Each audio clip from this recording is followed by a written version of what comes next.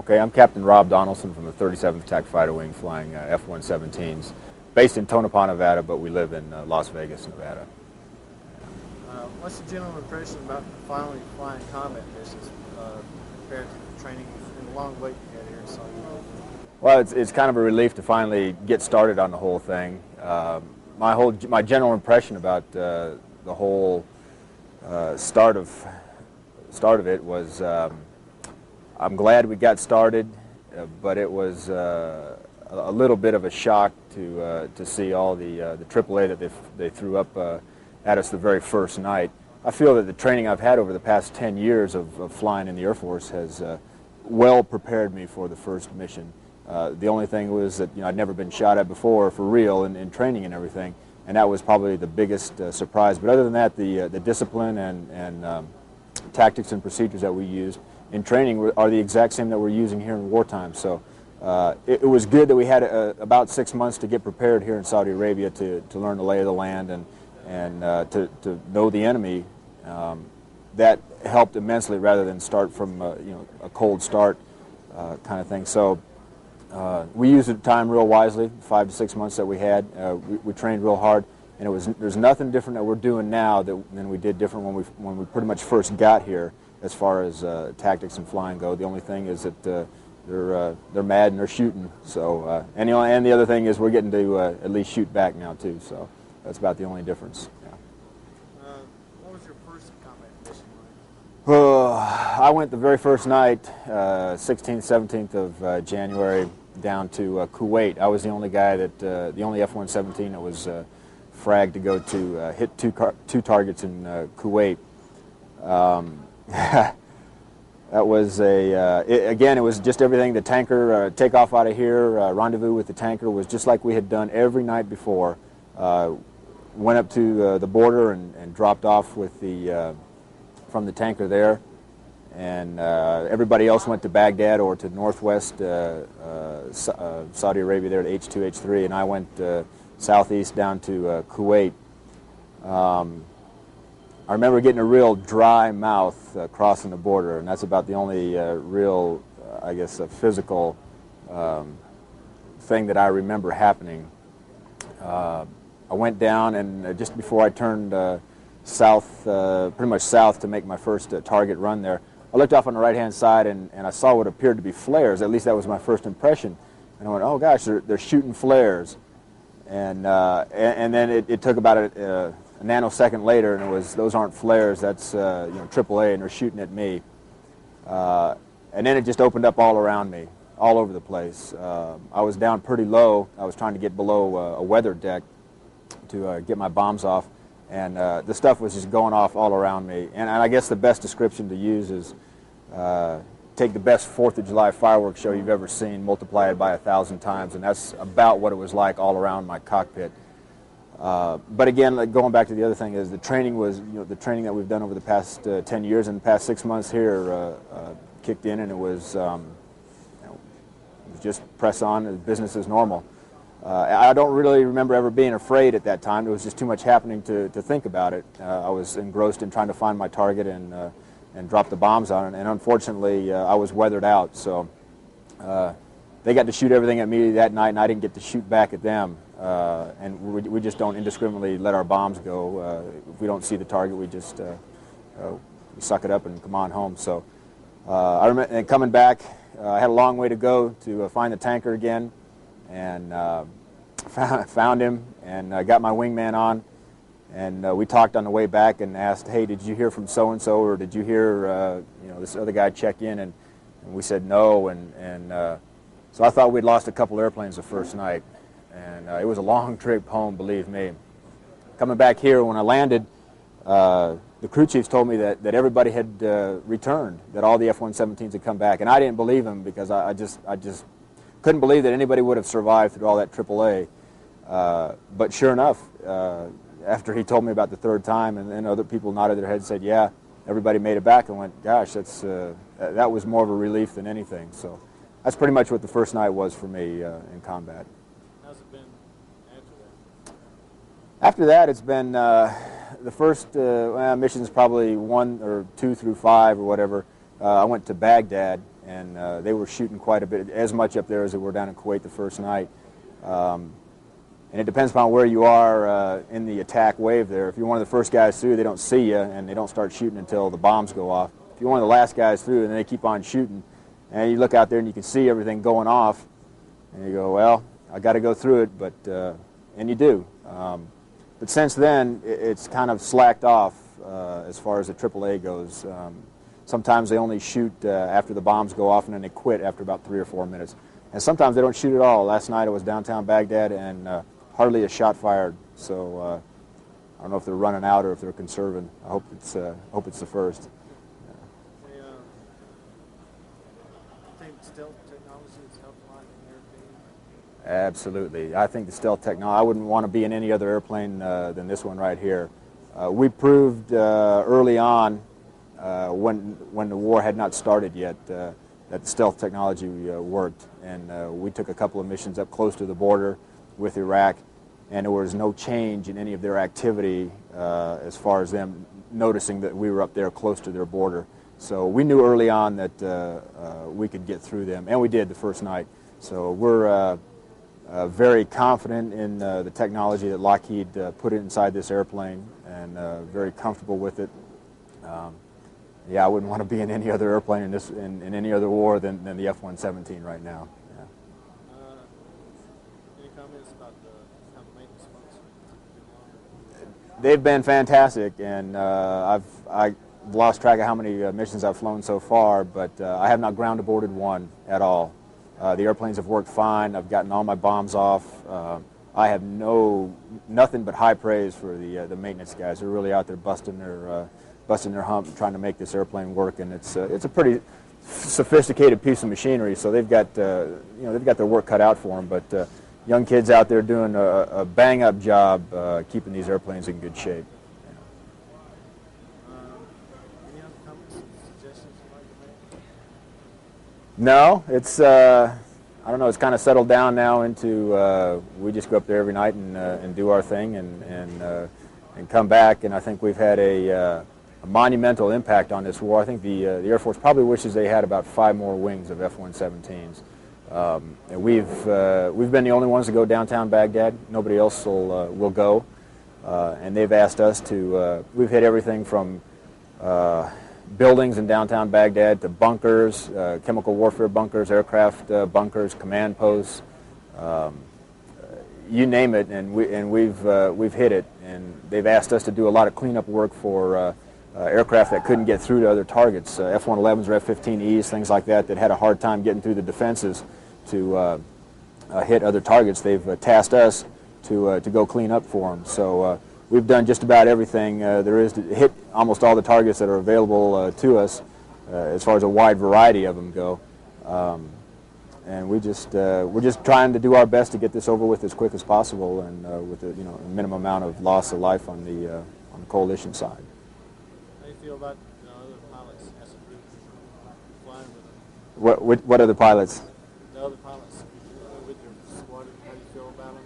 Oh well. As a group? Oh, these are probably the most fantastic set of guys I've ever flown with. Of course, combat always brings you a little bit closer in a situation like this to your comrades and your fellow pilots and everything. But it's a pretty stringent selection process to get into the unit. Everybody's handpicked, and it's a selectively manned unit. So the guys are great guys to start with, and this thing has just brought everybody closer, and it's something that you'll never forget. And the people that you fly with in combat are the names and the faces are imprinted forever on you.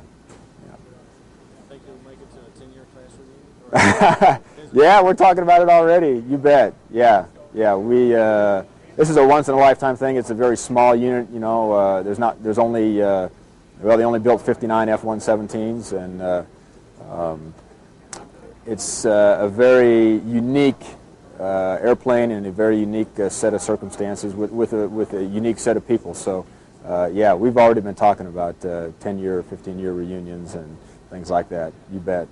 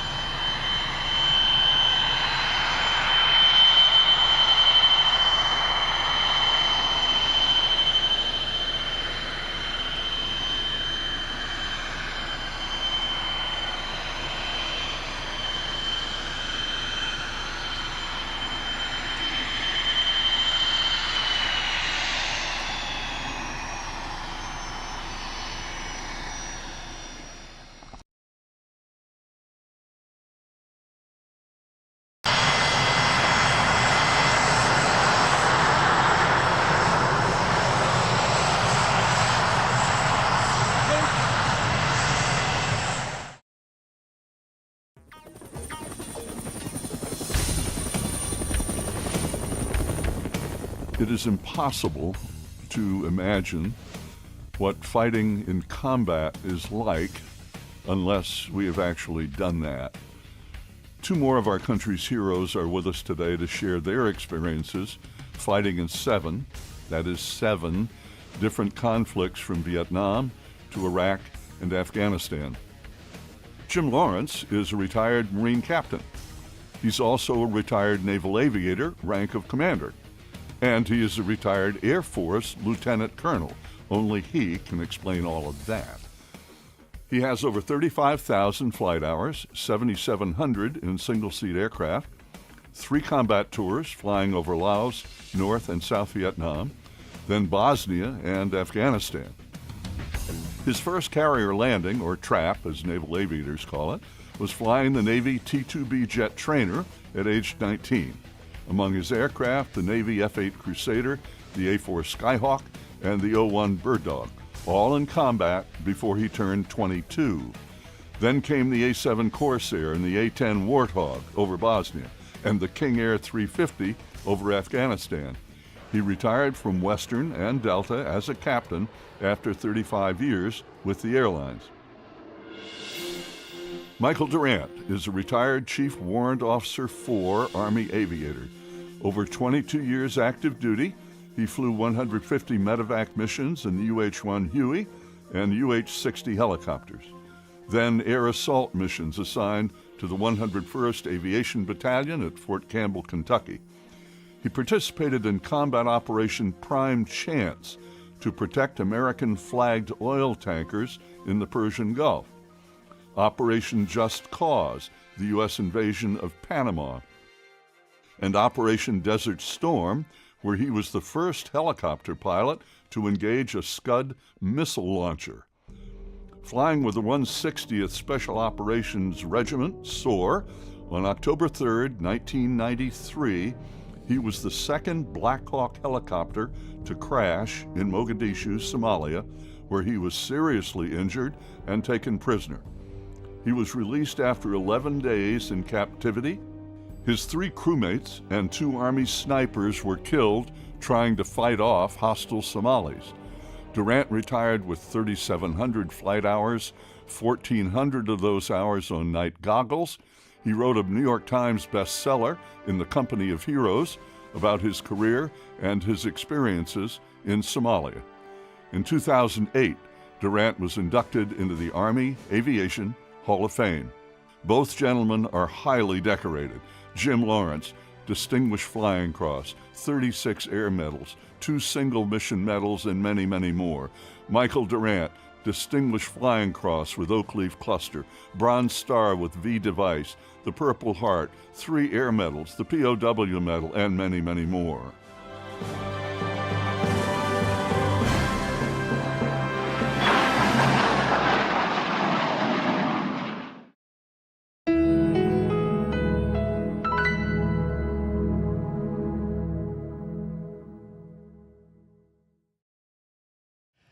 Ladies and gentlemen, my name is Connie Boland. I'm the founder and now the chairman of Warbirds in Review, and this continues to grow every year. And one of the reasons it does is because you enjoy being here, you support us. But another reason is the number of volunteers. I came up at the last minute. I was in the air show briefing, and I see my crew is going, wow, we made it again. Mike Wagner and all the other alley cats.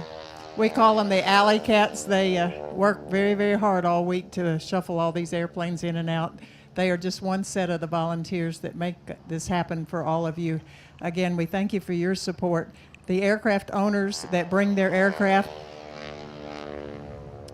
you'll meet Jim Lawrence here in just a few minutes. Jim owns this Bird Dog here. He happens to live in the Atlanta area, not too far from where I live.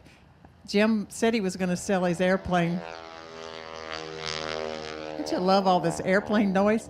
Jim said he was going to sell his airplane, but then when I asked him if he'd be part of Warbirds in Review this year, he said, well, that means I can't sell my airplane right now, right? So that's what it means to a lot of these people to be a part of Warbirds in Review. They restore and preserve these aircraft in tribute to our veterans, and this gives us an opportunity to invite those veterans and to invite you to hear about the airplanes. So that's an honor for us to be able to do that. The Scott's Miracle-Gro Company is the sustaining sponsor for Warbirds in Review, so our hats off to Jim Hagedorn, CEO of Scott's Miracle-Gro, who owns the Old Crow P-51. He had to leave to go back to work today, so I'm pleased to tell you that that's why I was in the air show briefing. Jim has to go to work today, so I get to fly his airplane this afternoon. Somebody has to do it. Scott's Miracle Grow Company, so you know why. They mean a lot to me. But in addition to allowing me to fly his airplane, he's a huge supporter of our veterans, so we thank them. Ron and Diane Fagan of Fagan Fighters World War II Museum in Granite Falls, Minnesota. They are big supporters. Jelly Belly Candy sponsored our Doolittle program yesterday. So to all of our sponsors and our many volunteers, aircraft owners, and this UH-60 here that came to support our program, the Madison Guard. So our active military is also a big part of what we do for this program. Thank you all very much. Please welcome Jim Lawrence and Michael Durant.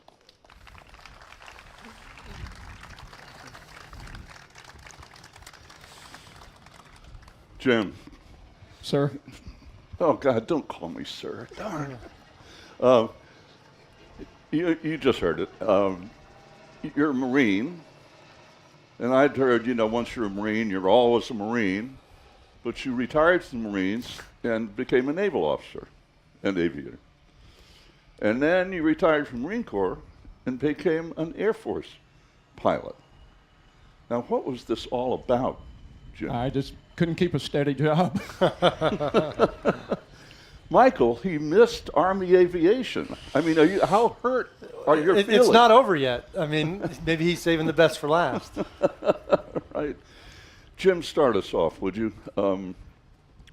In all your flying, start with, what, the A4 in Vietnam?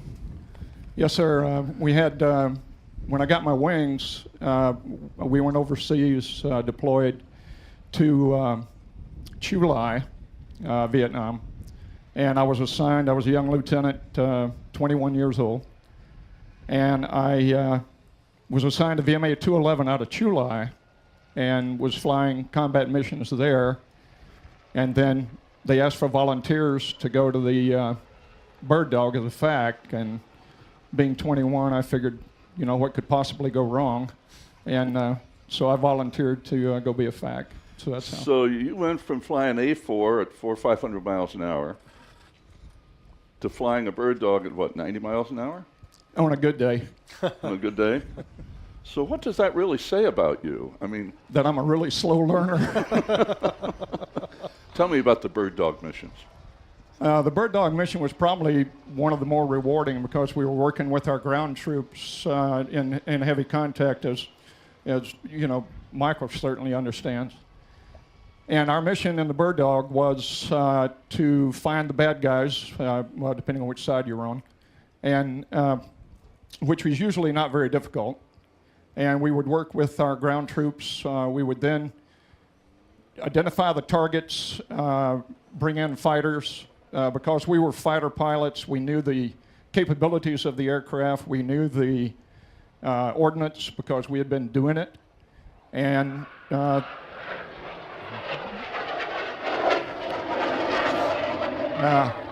love it. Anyway, then we would control the tactical fighters. We controlled F-4 Phantoms, A-4 Skyhawks, F-100s, and we controlled naval gunfire off of the battleship New Jersey. I controlled her about a dozen times, and the Newport News cruiser, and then Marine and Army artillery. So, how often were you shot at? I mean, how dangerous is that flying at that altitude? Well, it got pretty sporting every now and then, but probably I would say 90% of our missions we took ground fire. In fact, the names on the side of my airplane are my squadron mates who were shot down and killed in action while we were flying the Bird Dog. We could only fly it for 6 months because the loss rate was so high. So that's as memorial to my buddies that didn't come home. Yeah. Michael, helicopters, of course, since Vietnam. How significant, since Vietnam especially, have helicopters become? Well, I think, I haven't served in Afghanistan or Iraq in these recent conflicts, but what I understand about the utilization of helicopters in general is they're almost the Jeeps of the modern battlefield. I mean, you're moving stuff, you're hauling troops. There's so many things that you can do with them. And it's, when there's an IED threat, which there is on the ground, obviously, it's often considered a safer way to move people and equipment and things around. Now, who would ever thought we'd get to the point where we think flying helicopters around is safer than riding on roads, but it is. And I think if you took helicopters away from the commanders on the battlefield today, you'd really limit their ability to do what they need to do. Now, you're Huey flying in medevac. Where were your medevac missions, and how dangerous were they? Well, I've always said that being assigned to medevac as my first assignment out of flight school was the greatest thing that could have happened, although it didn't feel that way at the time. You know, a lot of what ends up in our lives, happening in our lives, is luck and chance and good fortune. So I didn't really want to go do that, but that was the assignment. And when I got there, I realized it was a fantastic assignment because in medevac, well, I had to progress to pilot and command status pretty fast. I did it like in 3 months. If I'd have gone to what we would call a lift battalion or a utility battalion, I probably wouldn't have been pushed that fast forward, because when you're in medevac, you're flying by yourself all the time. And although it's not combat, it's usually a real world mission, so there are potentially lives on the line, so there's a lot of decision making, a lot of autonomy. And for a new pilot, you know, that's the kind of stuff you got to get exposed to, because you start to learn. I mean, you're going to make mistakes, and that's how you learn. You learn from making those. How did you come to helicopters as opposed to wanting to fly fixed wing or something else? Yeah, you know, it's the first aircraft that I really got to go spend any time in was a helicopter, and I just thought that it was the coolest thing in the world. I was 14 years old. I'll never forget that first flight, and you know, I'm thinking, what am I going to do in my life? Am I going to go, you know, work in the mill? I come from a mill town. Nothing against it, but is that my career aspiration, or do I want to do what this guy's doing over here that seems to be having a blast, and he's getting paid to do it, you know? So from that moment on, I really set that as my target. And where were you flying medevac missions? In Korea. My medevac assignment was in Korea, and I enjoyed it so much I extended. Normally we're there for a year, but I extended and spent 20 months there. And what were your experiences there? Challenging, but very rewarding. You know, it's pretty difficult terrain for helicopters. A lot of mountains, a lot of wires. Seoul's a big city. You got the DMZ. You know, so there's a lot of things that you're dealing with there, and don't have a lot of time to plan. You know, it's a medevac mission, so the phone rings, you got to go, and you're out the door. So as I said, it's a really good place to develop those decision-making skills and aviation skills. Physically, when the bell rings, as you just suggested, how long does it take to get a helicopter off the ground? What's the process of being able to actually fly? How long does it take? I mean, you can start it in about 3 minutes if you really want to. Now, that's, oddly enough, legacy aircraft are easier to start than current generation aircraft, because in some of the newer aircraft, you got to get things spun up and get alignments to occur, you know, with the navigation systems and all that. But in these older aircraft, push the button, advance the throttles, and go. You know, doesn't mean you haven't done all the procedures you're supposed to do, but you do those ahead of time, right, so you can get the aircraft off the ground in just a few minutes. So, Jim, Bosnia, the A-10. So you've already flown a bunch of airplanes, and you move into the A-10. Describe what it's like to fly that airplane, and why is it effective? The A-10 is truly amazing airplane in its own self. It's the premier close air support aircraft. Let me just regress for a second and say something about the dust-off Army medevac guys. When I was flying the Bird Dog and flying the A-4 in Vietnam, the Army dust-off medevac helicopter guys were some of the absolute bravest, most amazing guys that I have ever supported and watched in action. These guys would go in and pull out our wounded, Marines or Army, it didn't matter. But when dust-off got the call, they went in and they did it, and it was just utterly amazing, Michael, what you guys did. And well, those were my predecessors, but it sort of set the culture for medevac and certainly all Army aviation. Absolutely. The dust-off guys, well, there's children and ladies here, but they carried certain parts of their anatomy around in a wheelbarrow. I might add that the last few years, retired Army General Pat Brady, Medal of Honor recipient, and Pat was supposed to have been with us today, but his wife has some health issues, but our hope is that General Brady will be back with us next year. I'm sorry, now back to your original question about the A-10. Fine.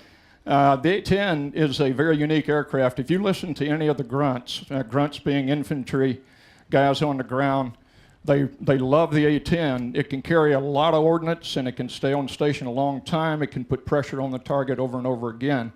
And then with the 30-millimeter cannon that fires 70 rounds a second, we carried 1,142 bullets. And it is just the premier close air support aircraft. I know they're trying to replace it with the F-35, but it's just not the same. Yeah, what's your view of that? And it's in the media all the time about those who want to keep the airplane and those who want to get rid of it. Well, those that want to keep the airplane know what they're doing. And you talk to the infantry guys, and the only airplane, not to say that the F-16 and the F-18 aren't great airplanes, because they are. I mean, they're fantastic airplanes in their own way, but the A-10, the Warthog, is a unique aircraft specifically designed for close air support, and it can stay longer, carry more. So it's just, they're making a big mistake. The airplane's been upgraded in the cockpit to what's called a Charlie model. It's got a glass cockpit now. It's got a lightning pod so that you can designate your smart weapons on your own rather than have another aircraft do it for you. But it's just it needs to be there. So your early missions in Bosnia, tell us about the beginning for you of A-10 flying in Bosnia. Well, when we first got there, it was Operation Deny Flight. So we were flying patrols over Bosnia, just basically every day. We'd fly every day over Bosnia, working with the ground troops from all over the world. And then when the Serbs bombed and shelled Sarajevo marketplace in August of '95, that's when NATO finally got the courage to do something, and we turned into Operation Deliberate Force, which we then started flying airstrikes against the Serbs. And it was really interesting. I led one of our first strike that morning in August.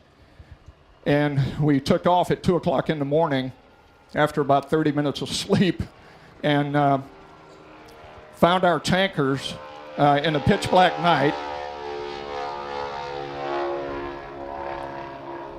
Nothing like the sound around.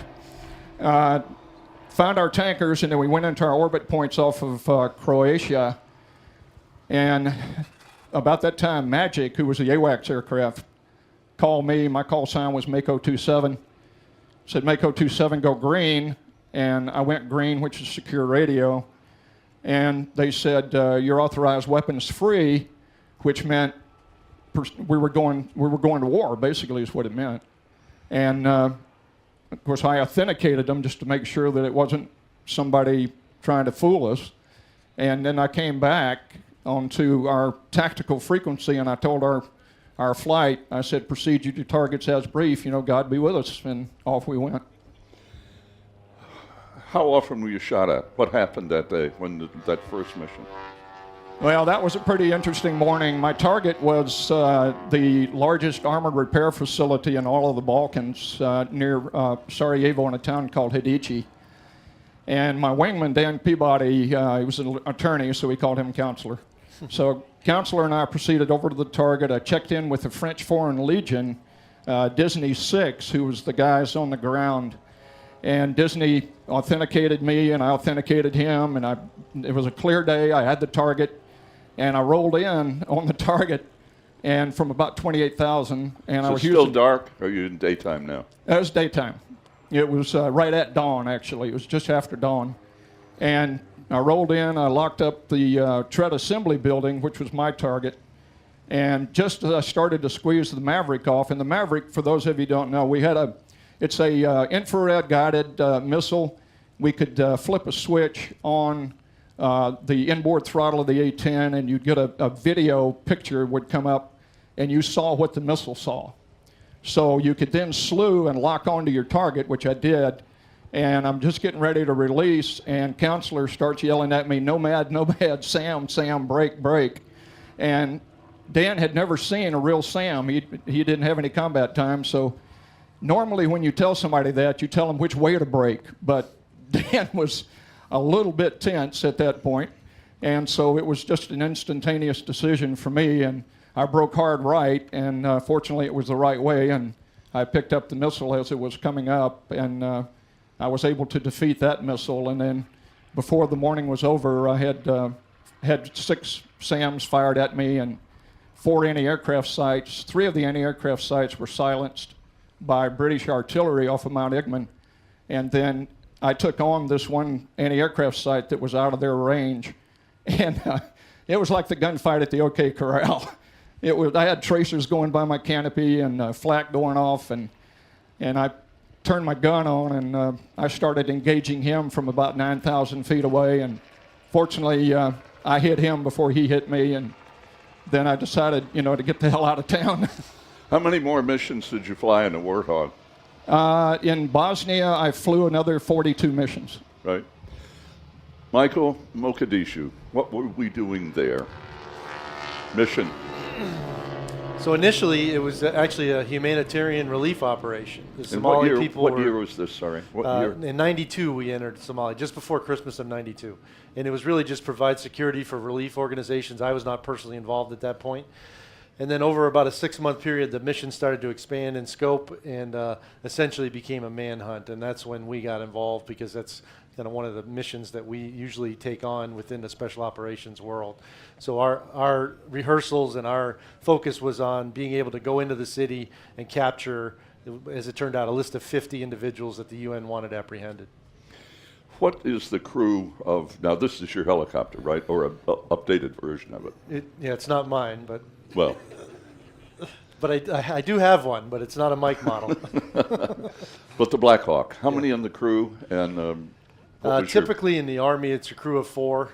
It doesn't have to be. I mean, you could just fly with 2 pilots if you want to. But typically, for tactical missions, a crew of 4, 2 pilots, 2 crew chiefs. So what happened that day?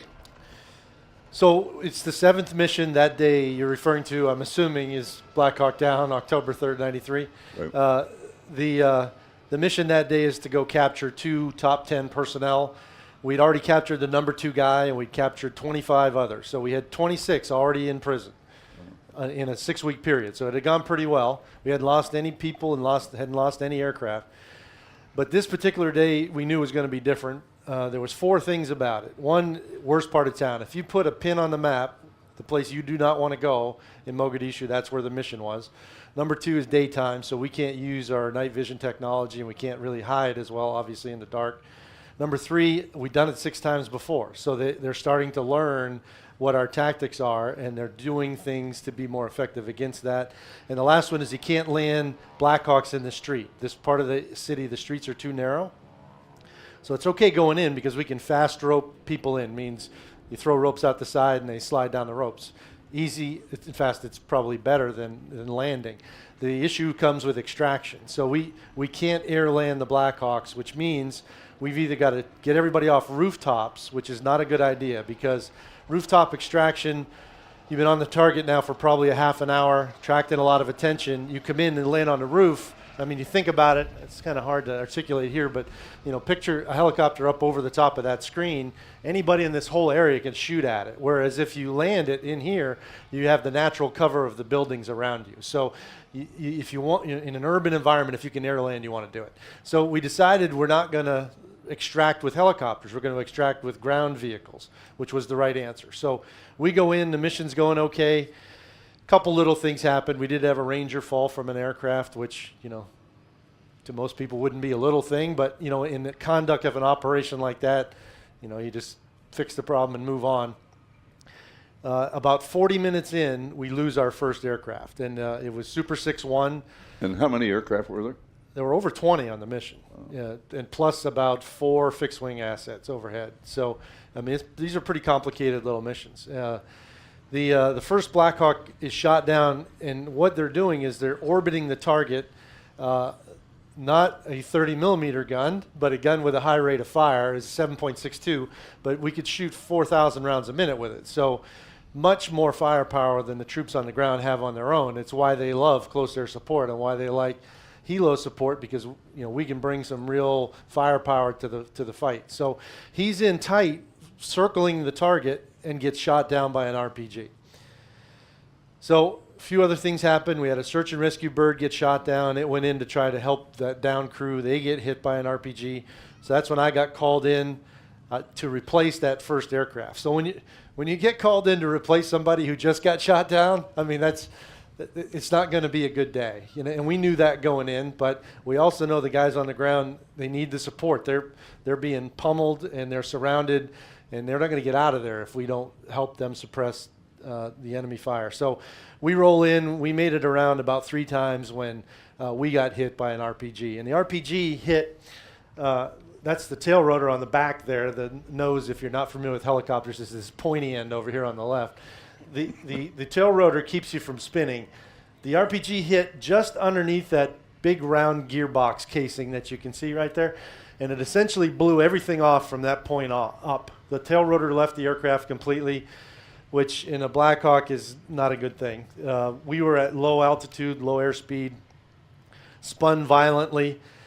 The only thing you can do in that situation is shut the engines off, which is not something you really want to do either. But you have to get control of the aircraft. So we did. Ray Frank, my co-pilot, actually did it because a Black Hawk, if you get up close enough to see, the engine control levers are up overhead. They're not on the controls. So I'm flying. He's getting the engines off. And somewhere during that process, we hit the ground. And the only thing I'm trying to do is keep from flipping upside down, which I was able to do somehow. And we hit on the gear, which is the only reason I'm still here. And you mentioned, dust-off pilots from Vietnam. Not only, did they set the culture for Army aviation, them and all helo pilots in that war, but there's so many lessons learned from a technology perspective that if you parked the Huey here and you went side by side, you could talk about, Black Hawk's got 2 engines. Black Hawk's got redundant flight controls. It's got redundant electrical systems, hydraulic systems.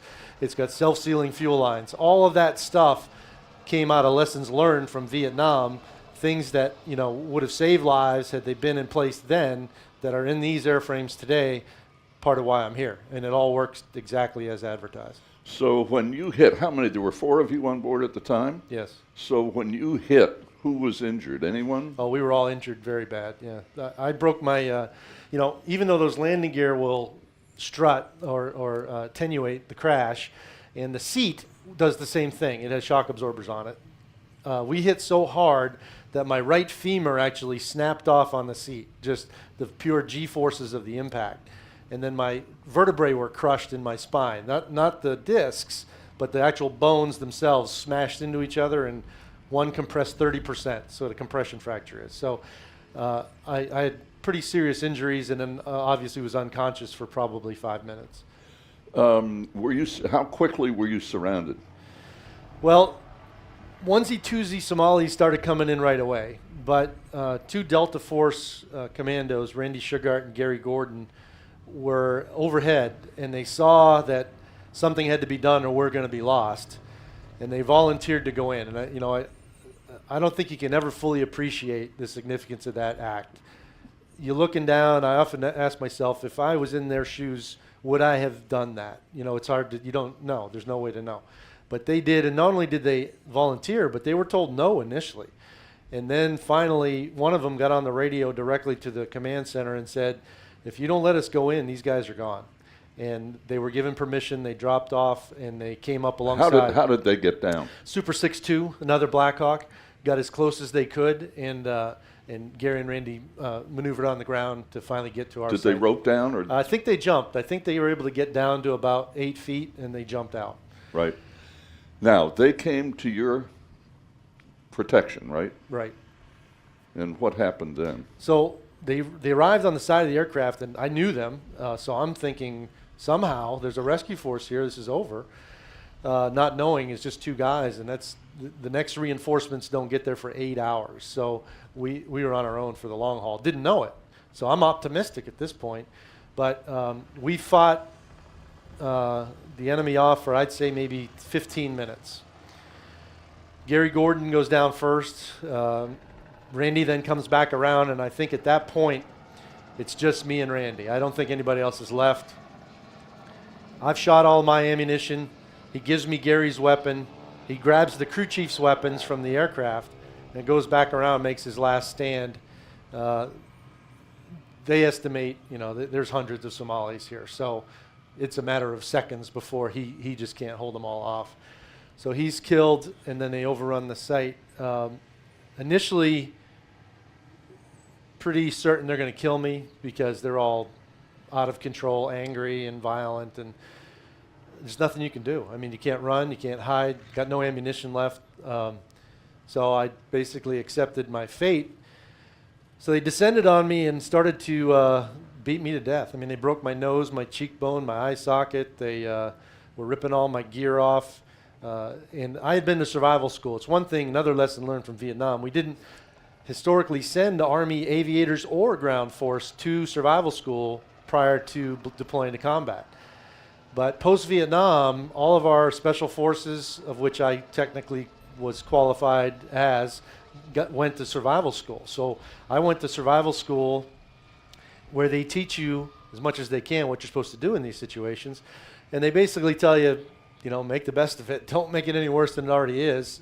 So I essentially did my best to just roll with the punches and not antagonize them anymore. They realized I had value as a prisoner, stopped the madness, fired shots in the air, got control of the mob, and brought me into captivity. And what happened in captivity? Well, it's no picnic either. You know, they teach us in survival school, it doesn't matter how hungry, tired, thirsty you are, evasion is way better than captivity. And it is, but captivity is better than death, I guess. So I was shot in captivity on the next day. They didn't care about my injuries. They were throwing me around like no litter, nothing, just throwing me in cars. My femur went out the backside of my leg at some point in that process. They did a video interrogation, which most people recognize when they see it. Aired on international television. But over time, doing some of the things they taught me in survival school, they began to be more, I don't want to say kind, but not as hostile. And it got to the point where I don't think, even if their orders were to kill me in the event of a rescue attempt, I'm not sure they would have, because they just kind of got to know me, you know, and developed almost a relationship with me, because I mean, you spend 11 days with somebody 24/7. I guess they become human to you if they weren't in the beginning. To what extent do you think they were already in the process of negotiating or trying to take advantage of the fact that you were captured? Well, I don't really think they had a plan. It didn't seem like they had a plan initially. It seemed somewhat chaotic. And then when they made the video and it aired, obviously everybody knew that I was in captivity. But then the president sent the former ambassador, a gentleman named Robert Oakley, who the Somalis really... President of the United States. The president of the U.S. sent Robert Oakley to Somalia. And the Somalis really liked Robert Oakley. I've always said, if we had 1,000 Robert Oakleys out there in the world, we wouldn't have half the trouble we have, because he was a great statesman, he was a straight shooter, they trusted him, and he met with them and he said, you got two choices. And I heard him tell this story to me more than once. He said, I told him you could keep him in captivity or you can let him go. If you keep him, sooner or later we're going to figure out where he is and we're going to come rescue him. And when we do, we're coming with everything we got. And there was, you know, AC-130s and fighters and carrier battle group all had been brought in to put this bonfire out now. And he had credibility, so when he said that, the Somalis said, I think the best course of action is let him go. And within 48 hours, they let me go. Wow. Thanks. Wow. And I don't know if we're going to circle back, but Randy Sugart and Gary Gordon were posthumously awarded the Medal of Honor, and I just want to make sure that gets into the conversation. Right. Yeah. Yeah, that goes back to what you described about the decision that they made in, you know, countering their commanders and said, no, we're going. You know, Jim, back to you in Afghanistan. I mean, you've covered from Vietnam to Afghanistan. What was your mission over Afghanistan? What were you flying? Well, at that point in time, I was already retired from the military, and I got a phone call one day, and they asked me if I would be willing to volunteer to go fly MC-12Rs, which is your King Air 350 turboprop, and fly reconnaissance. And I was actually attached to the 101st Airborne, so I actually did make it to the Army. I told you. Yeah, so best was last. Made your day, right? Yeah, that was it. And but our mission was highly classified, obviously. Most of the time I worked with a SEAL or a Delta Force working all the equipment in the back. That was very sensitive. And our mission was to recon and basically identify and locate guys that were being sought after. And we pretty well covered all of Afghanistan. My last 10 missions there was all up on the northern border, northeastern border in the Hakeem area, which is a very bad area. All of Afghanistan was a bad area. And my last 10 missions, like I said, were there, and the data that we were gathering was being sent. And when I got home, about 2 weeks after I got home, they announced that they had taken out 24 of the top Taliban leaders, and it was exactly where I was. Wow. So, but that was it. It was reconnaissance.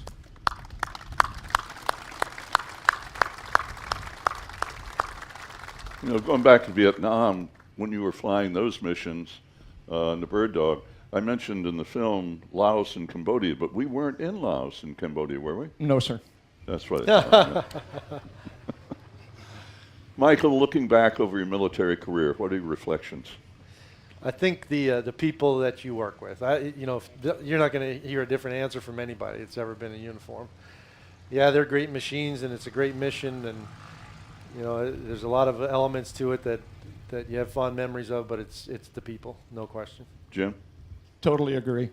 Yeah. Yeah, the one thing I think I miss the most, and Michael's probably share this, is I miss the camaraderie of the squadron and the guys that you fly side by side with. They're like your brothers. And by the way, after we finish our part of the program here, and in a few minutes with a walk around the airplanes, Michael's going to be in the bookstore to sign copies of his In the Company of Heroes book. So he'll be there just a little bit later. Questions from the floor? Questions? Anybody? Thinking? Anybody? Got there we go. There's yes, sir.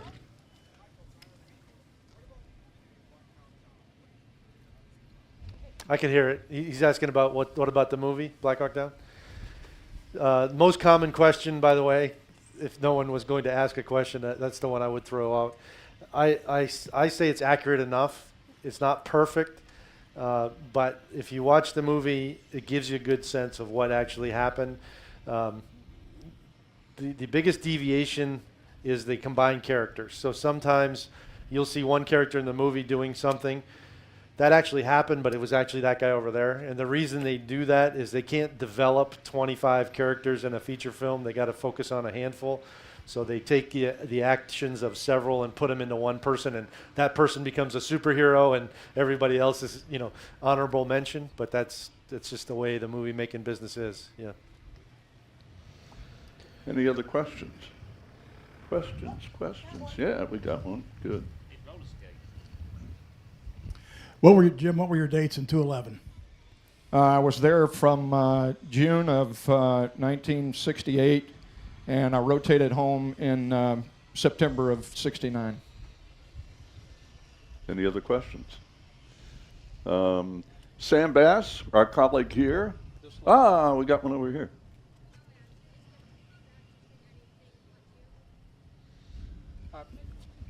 We'll get it. No matter if you could go back and change anything, would you? What would you change if you could go back and change anything in your career? One of the, and it's a very long story that I won't bore you with, but one of the names on the side of that airplane is Lieutenant Jim Reese, who was a very dear friend of mine. And he was a hooch mate. His bunk was next to mine. and Jim had a few libations the night before, and anyway, long story short, I went down to ops and said I'd like, I want to take Reese's mission and he can fly mine later. And I was just getting up when Jim woke up and he said, "Where are you going?" And I said, "Well, I'm gonna fly your mission. You go ahead and get some sleep." I said, "The weather's really lousy anyway." And he said, No, I'll get my, I'll fly my mission." And I said, "Well, you dummy, just go back to sleep. I've already got it all set up." And well, anyway, he got up and got dressed. I said, "Well, I'll at least have breakfast with you." And I went down and had breakfast with him. And I was scheduled to relieve him a little later. Anyway, long story short, I took off early to try and relieve him. And I couldn't find him.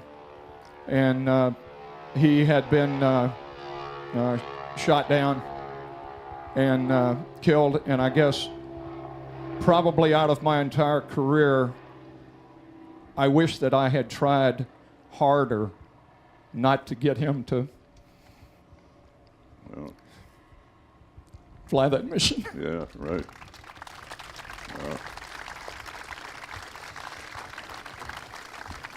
Michael, any thoughts on the same subject?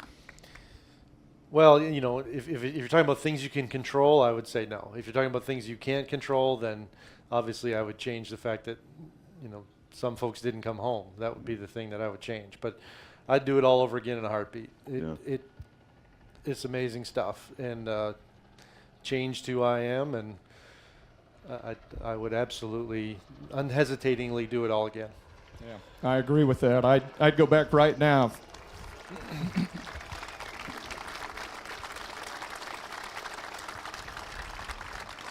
If there's any spirit, and there are many spirits here at EAA, this seems to be the predominant one of people who have decided it's important to use their lives to protect our freedoms, make our country better, and like you just heard, they would go back and do it again. So, gentlemen, thank you both very much. Thank you, Dave. Welcome.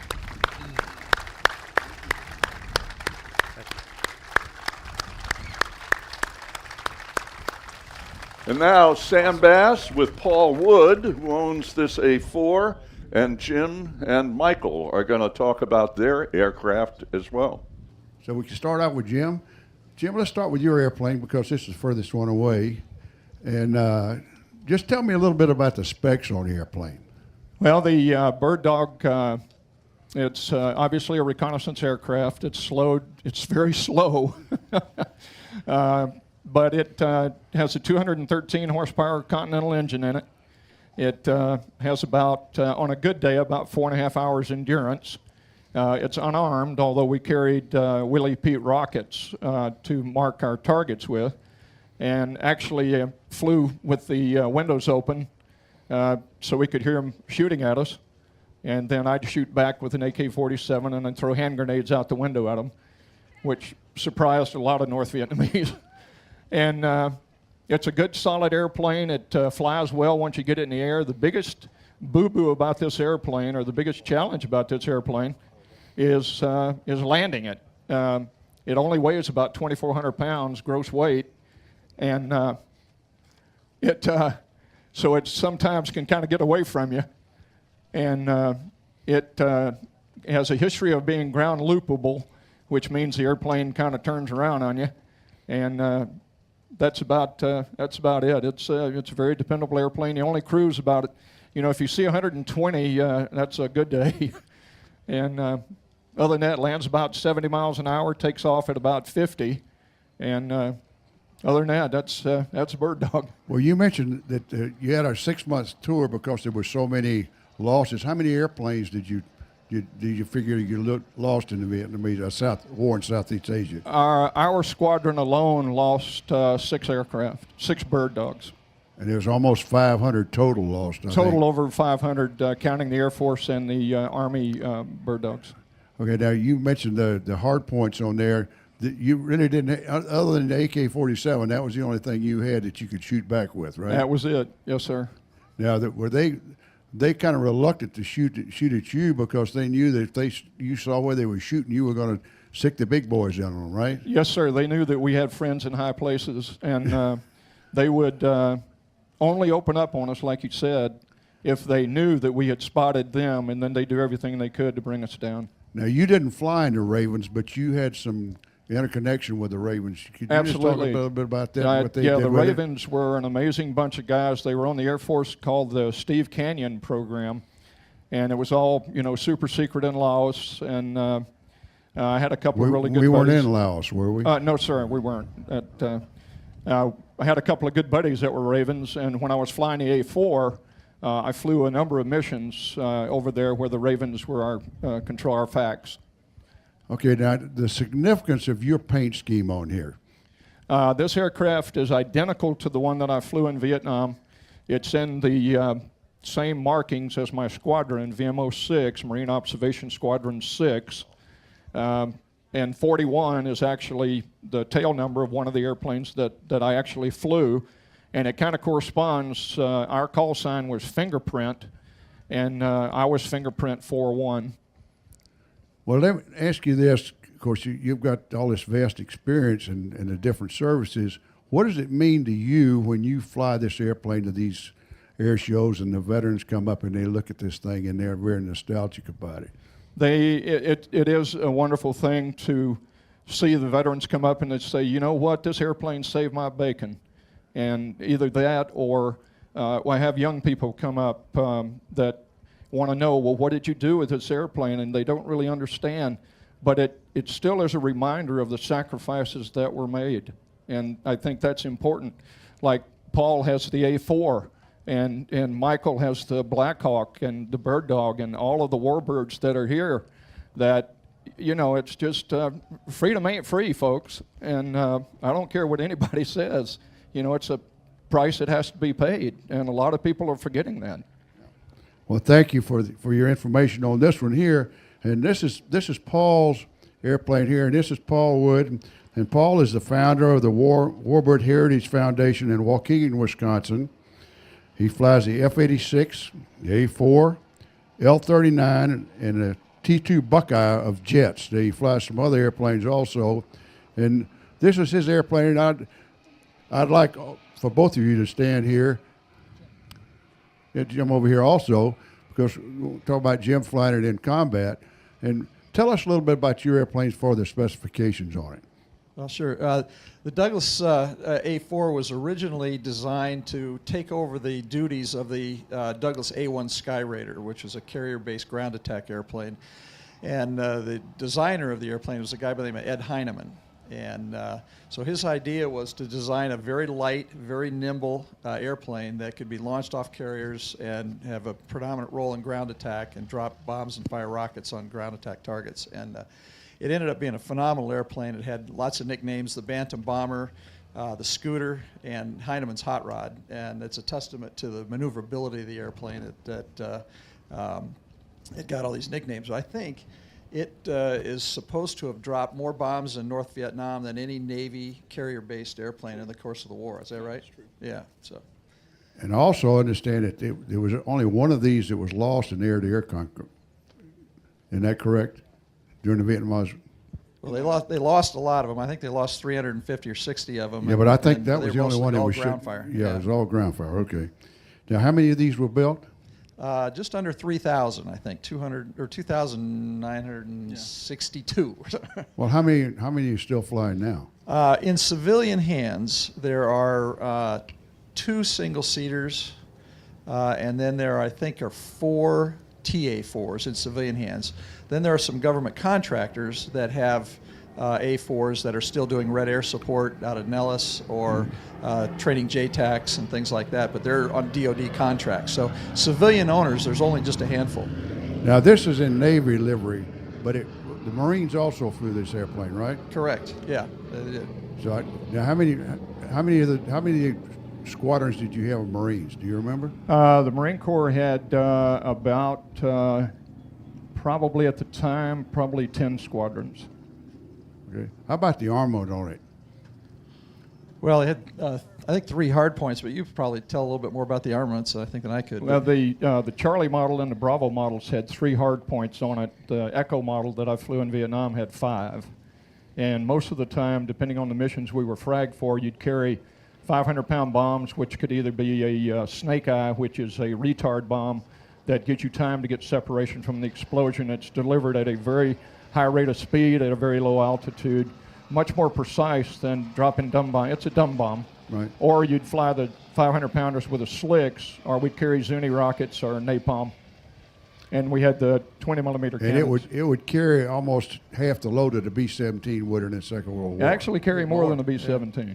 More than the B-17? Yeah, it'd carry about twice as much as the B-17. Okay, good. So that, I had heard that before, but somebody said half, and I thought, well, that's a little strange. No, it was about twice the amount. now tell me about, this could be used also for a tanker. And it's kind of amazing that a little airplane like this can be a tanker. Yeah, I think they put a buddy store on the centerline pylon, right? And so if they needed a tank, they could send someone up with, I don't know how large the tank was. About 375 gallons, and it had a drogue system, which is, how the Navy Marines, we refueled with the, like the probe there. Right. And yeah, we had tankers that would, go up and refuel birds coming back. Most of the time in Vietnam, we had KC-130s as tanker aircraft that we go plug into. All right, Paul, now, this is in the Navy livery. Tell me the significance of this particular paint scheme and Lieutenant Schwartz's name is on the side. Sure, absolutely. Well, as we talked about earlier, the A-4 was a ground attack airplane, and it was never really originally designed for any air-to-air combat, although in later versions they used a lot. The A-4s a lot in air-to-air. But at the time, Lieutenant Commander T.R. Schwartz was flying off the Bonhomme Richard, and he was in Yankee Station, and he was part of what's called an Iron Hand mission, which was flak suppression in front of a major strike. And he was loaded up with 5-inch Zuni rockets under the rails. And interestingly, he had no 20-millimeter ammunition because he was restricted on weight. So his job was to go in and find flak sites, roll in on them, take the flak sites out ahead of the main strike force, and then come back home. And he didn't have any bullets because he wanted to save weight for takeoff. So he was rolling in on his first flak site, and his wingman said, "Hey, TR, you got MiGs left 7 o'clock." And so he rolled off his target and came around behind the MiGs and fired off all his 5-inch Zuni unguided rockets and shot down a MiG. And so he's credited with the only air-to-air kill by an A-4 in all of Vietnam. And so we put, it was just, these are dumb rockets that just, go like that. They're meant to be unguided air-to-ground, and he actually got lucky and hit one. And so he's got the only kill air-to-air in Vietnam. So we're honoring him with his paint scheme. Well, I'll ask you the same question I asked Jim. What does it mean to you to bring this airplane to these air shows and let these veterans see this airplane? And many times it's the first time they've seen it since they've, they're out of combat. Yeah, well, our museum has about 12 airplanes right now, the A-4 being one of them, and our whole objective is to fly these airplanes and take them to air shows so that people who maybe did not serve in the military can not only see them, but hear them and smell them and see the smoke and hear the sounds and watch how fast they are and that sort of thing. And it's just our way of honoring the veterans who served and the heroes, both men and women in the military that flew and maintained these things to just keep our country free. And I think that's something that I want to do and all the people affiliated with our museum want to do. And we're very active about it, and it's a way to pay tribute to these great heroes. So, well, Jim, Paul, we really appreciate what you're doing for the warbird community here, and we really appreciate you bringing your airplane. It's been a pleasure. My pleasure. Now let's go over there and talk to Michael and let Michael tell us about this helicopter, which I don't know anything at all about. Michael, tell us a little bit about the specifications and what was it designed for originally? A lot of memories with this airplane. It should be on. Still on? Okay. Yeah, okay. So this particular Black Hawk is a UH-60 Mike model, which is the newest one that the Army has fielded. The original Black Hawk, which goes back to the late 70s, was actually developed to replace the Huey. Now, I know a lot of us have a close relationship with the Huey, and rightfully so. It's an iconic aircraft. But It's been around for a while, and the Black Hawk replaced it in the Army for the assault and general utility role. That's what the UH stands for. Okay, and you said they took a lot of lessons from Vietnam about redundancy and that sort of thing. Is that correct? Absolutely. Could you get into that just a little bit? Sure. So you can see from where you sit that there's two engines. So that's the first difference. There are two twin engine Hueys, but most of them out there in the world are single engine. So that's obviously an improvement. This thing's got, as I mentioned earlier, 2 hydraulic systems. It's got 2 electrical systems. It's got the crash attenuation of the landing gear. If I could remember my operator's manual, I would know exactly the feet per second that this will attenuate, but I don't remember. But you can hit pretty hard, and the landing gear will absorb the impact. It has self-sealing fuel lines. One of the major contributors to loss of life in the Vietnam era design was post-crash fires. You got people who are hurt, they can't get out of the bird, and the aircraft catches on fire. These aircraft are designed, the fuel lines break away, there's no fuel spillage. So when I regain consciousness, it's like somebody shut the aircraft down because the fuel lines all broke off, but the fuel didn't leak anywhere. So that one feature saved my life right there. So all those things come out of lessons learned. You got ballistic fuel tanks in this aircraft. What else you got? Obviously, some of the more recent design changes. This particular version has a digital moving map. It has integrated communications, some additional things that are more,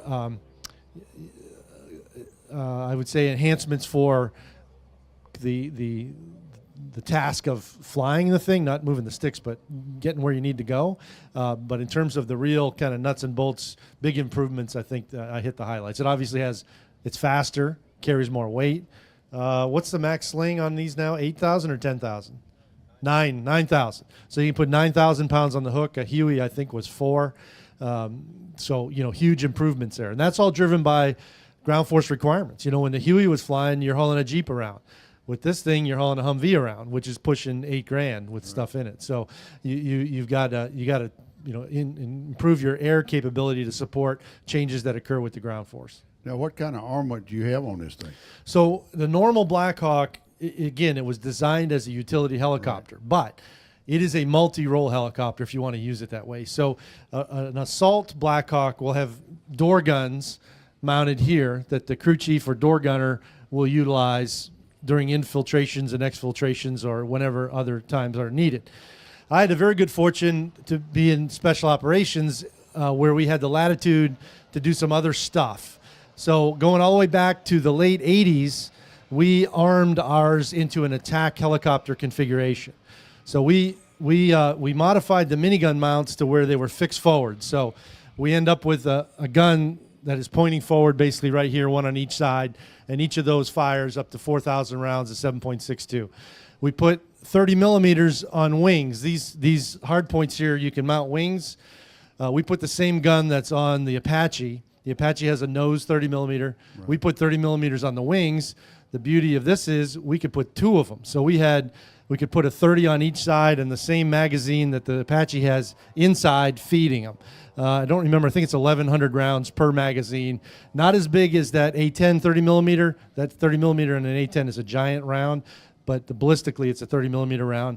We also put Hellfire missiles on it. So you could put, if you wanted to, 16 Hellfire missiles on this thing.